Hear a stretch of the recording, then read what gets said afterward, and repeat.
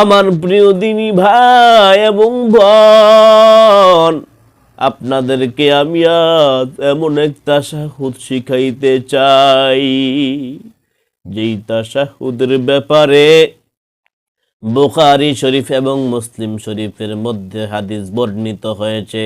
সাহাবায়ে কেরাম জানিয়েছেন, মায়া নবী, রহমতের নবী আমাদেরকে তাশাহুদ এমনভাবে শিখাইতেন যেমনভাবে তিনি কোরআন শরীফ আমাদেরকে শিখাইতেন।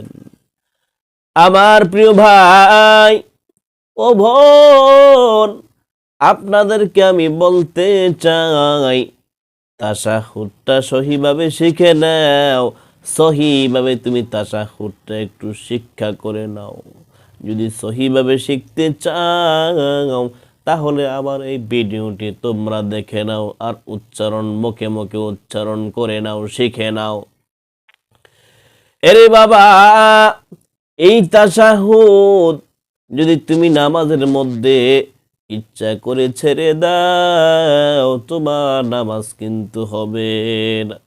ভুলে ছাড়ার পর পড়তে যদি তুমি ভুলে যাও, নামাজের ভিতরে যদি স্মরণ হয়, সেজদায়ে সাহু করতে হবে বাবা, তুমি সেজদায়ে সাহু করতে হবে।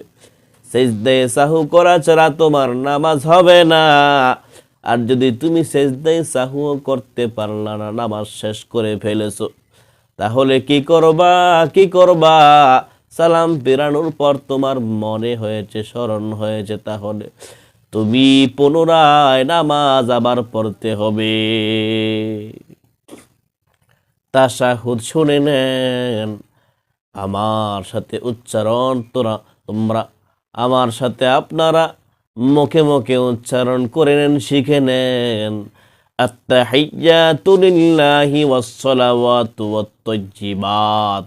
আসসালামু আলাইকা আইয়ুহান নাবিয়্যু ওয়া রাহমাতুল্লাহি ওয়া বারাকাতুহু। السلام علينا وعلى عباد الله الصالحين.